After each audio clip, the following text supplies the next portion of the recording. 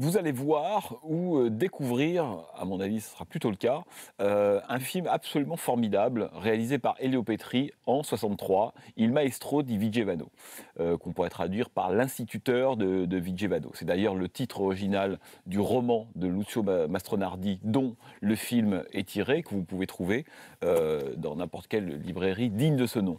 Alors Elio Petri, c'est un cinéaste qui est très connu parce qu'il a réalisé quelques films à la fin des années 60, début 70, qui sont presque des arbres, qui cachent un peu la forêt de sa filmographie. Le plus connu d'entre eux est sans doute Enquête sur un citoyen au-dessus de tout soupçon, avec Jamal à volonté, qui est réalisé en 70, qui est un film qui va lui ouvrir les portes du succès, de la reconnaissance, des prix, etc. Et ensuite, il réalisera d'autres films qui seront évidemment connus, comme La classe ouvrière va au paradis, ou La propriété, c'est plus le vol. Mais avant Enquête sur un citoyen, Elio Petri a évidemment une carrière. C'est un cinéaste qui vient d'un milieu plutôt prolétaire, ouvrier, dont le père a été chaudronnier, qui a été membre du Parti communiste, qui a fait donc ses études presque comme une sorte d'autodidacte en rapport avec le cinéma, et qui un jour va se mettre à collaborer avec Giuseppe De Santis, qui, vous le savez sans doute, est un des papes, avec Zavattini, du néoréalisme italien. Et Elio Petri va collaborer comme ça à quelques scénarios, et va faire ses premières armes en tant que réalisateur en 61, avec un film qui s'appelle L'Assassin, film avec Marcello Mastroianni et Micheline Prel. Et un acteur qui sera important, qui devient important chez Elio Petri, qui est Salvo Randone, puisqu'il jouera le rôle principal du film qu'il tournera juste après, qui s'appelle Les Jours comptés. Donc L'Assassin est un film réalisé, on pourrait dire, au tout début des années 60 en Italie, qui est un des âges d'or du cinéma italien de l'époque, puisqu'on a à la fois la Dolce Vita, l'Avventura d'Antonioni, une période d'une extraordinaire créativité. Et le film porte évidemment l'empreinte de ce moment-là, et notamment du moment antonionien, on pourrait dire la crise existentielle, l'incommunicabilité, comme on le disait à l'époque, entre les hommes et les femmes. Et en même temps, on a déjà ce qui va faire la patte, le sel du cinéma de Petri. Un an plus tard, après ce film qui a eu plutôt du succès, Elio Petri va réaliser Les Jours comptés. Les Jours comptés est un film important puisqu'il est sans doute à l'origine d'une trilogie qu'on pourrait appeler la trilogie du travail, à laquelle appartient Maestro di Vigevano. La trilogie du travail compterait Les Jours comptés, Maestro di Vigevano et La classe ouvrière va au paradis, réalisé en 1970. Et c'est d'autant plus intéressant que, au fur et à mesure des trois films de cette trilogie-là, Elio Petri va mettre en scène en fait des acteurs de plus en plus jeunes. Il commence avec Salvo Randone qui a une soixantaine d'années. Il arrive dans Maestro di Vigevano avec un homme qui a une cinquantaine d'années, un peu moins, joué par Alberto Sordi. Et puis ça sera le jeune trentenaire Jamal à volonté dans La classe ouvrière va au paradis, dans les trois films dans lesquels Elio Petri interroge la question du travail dans l'Italie de l'époque, années 60, années 70, la question du travail, la question de l'aliénation, la question du rapport à l'autorité, à l'institution et surtout du sens à donner à sa vie, à quoi ça sert de travailler, est-ce qu'on y gagne quelque chose alors que l'Italie est totalement en train de changer. C'est ce contexte-là qu'il faut avoir en tête lorsqu'on regarde Il Maestro di Vigevano, qui est exemplairement un film de ce qu'on appelle le boom économique italien.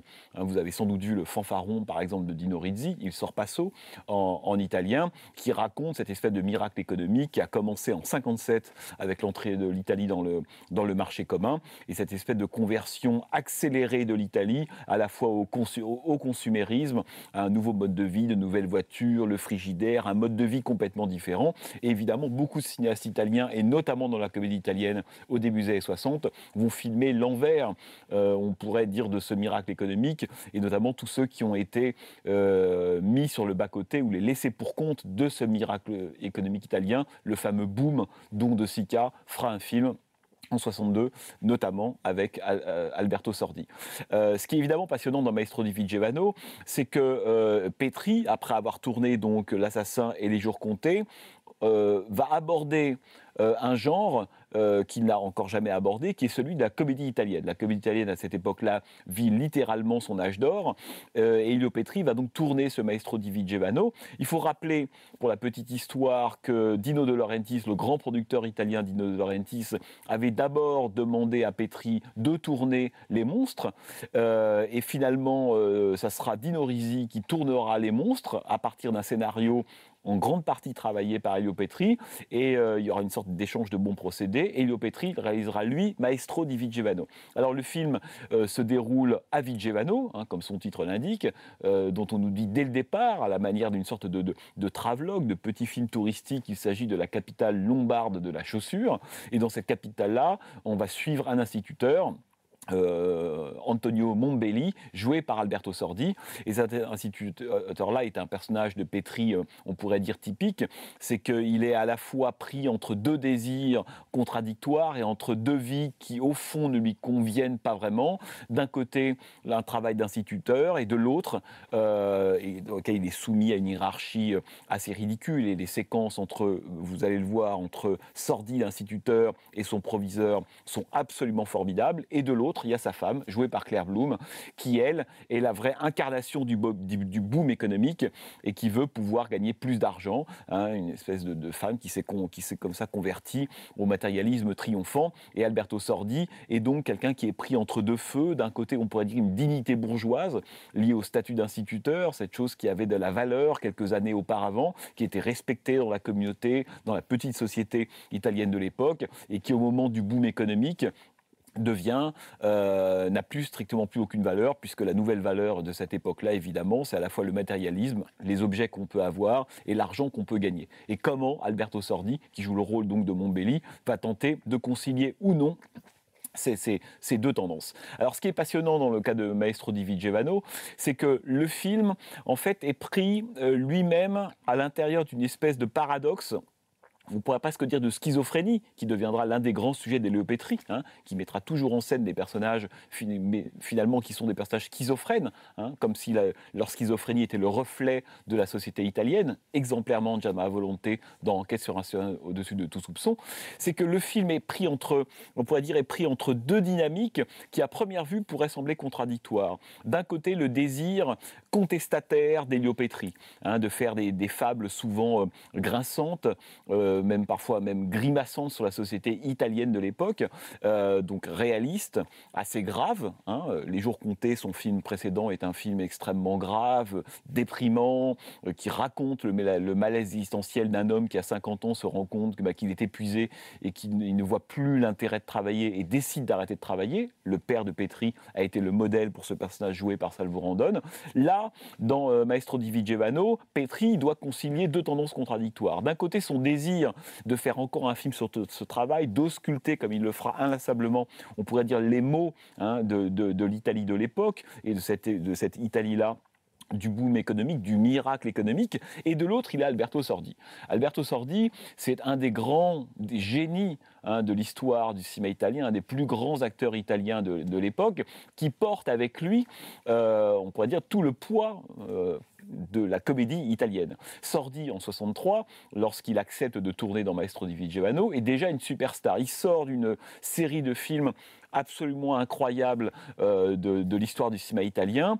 On pourrait presque dire cycle ouvert avec Une vie difficile en 61, chef-d'œuvre absolu, hein, de Dino Risi, sans doute à mon avis un des meilleurs portraits de l'Italie des années 50 et 60, d'après la guerre jusqu'au miracle économique. Et il tournera ensuite Le commissaire de Comencini, Il boom de Sica dont on a parlé, et Mafioso, film extrêmement étrange d'Alberto Lattuada. Donc il est au sommet de son art, et évidemment il y a une confrontation qui va s'organiser, et Petri le dira, entre lui et Sordi. Un Sordi voulant par moments tirer le film vers la comédie, et Petri voulant tirer le film plutôt vers la dimension réaliste. Lorsque vous lisez, si vous en avez l'occasion, le roman, vous verrez que la part comique, hein, tout ce qui est lié, on pourrait dire, à la comédie, est beaucoup moins présent dans le roman que dans le film. Or, il me semble que cette espèce de combat, on pourrait dire, entre Petri, en tout bien tout honneur évidemment, entre Elio Petri et Alberto Sordi, produit au contraire un film totalement atypique et absolument passionnant de ce point de vue-là,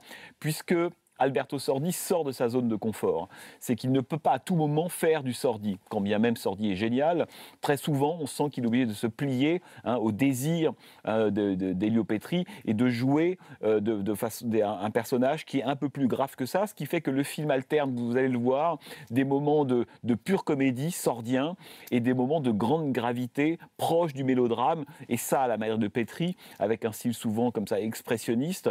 Il y a de grandes recherches formées dans le film, on voit que Petri commence à parfaire son style et qu'il arrivera à un moment à enquêter sur un de soupçons. Et cette espèce de mélange entre le réalisme et l'expressionnisme, marque de fabrique du cinéma de Petri, est déjà là présent dans Maestro di Vigevano, notamment à l'occasion d'une grande séquence de rêve qui arrivera vers la toute fin du film. Et donc la rencontre entre Petri et Sordi, elle est absolument passionnante de ce point de vue-là.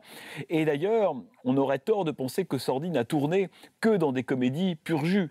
On pense toujours à Sordi comme étant l'homme, à la fois sa diction, une démarche absolument particulière, et en même temps Sordi a tourné lui aussi dans des films graves, Mafioso d'Alberto Lattuada étant déjà un film qui était gagné par une forme de gravité vers la fin du film, et je pense à un film comme Détenu en attente du jugement de Nanni Loy, qui est un film extrêmement sombre, ou alors Il Boom de Vittorio De Sica, qui commence dans la comédie et s'achève dans la tragédie. Ce qui montre toute l'étendue du talent de Sordi, qui était capable d'être un des génies de la comédie italienne et de basculer en même temps absolument dans le mélodrame. Le scénariste du film est Ugo Piero. Ugo Piero, c'est un scénariste important du cinéma italien de l'époque.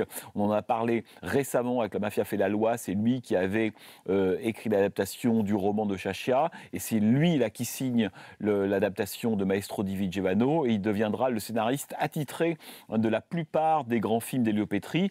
Et deuxième personne capitale dans l'histoire de Maestro di Vigevano, c'est évidemment le compositeur, c'est Nino Rota qui fait la musique de Maestro di Vigevano. Et si vous écoutez bien, vous vous rendrez compte que 7-8 ans avant le Parrain, il y a quelques thèmes de Maestro di Vigevano qui comportent, on pourrait dire, certaines harmonies ou certains moments qui préparent ou évoquent déjà le Parrain de Francis Ford Coppola. Donc vous allez voir, à mon avis, un des grands films oubliés de la comédie italienne des années 60, réalisé donc par Elio Petri en 63, Maestro di Vigevano.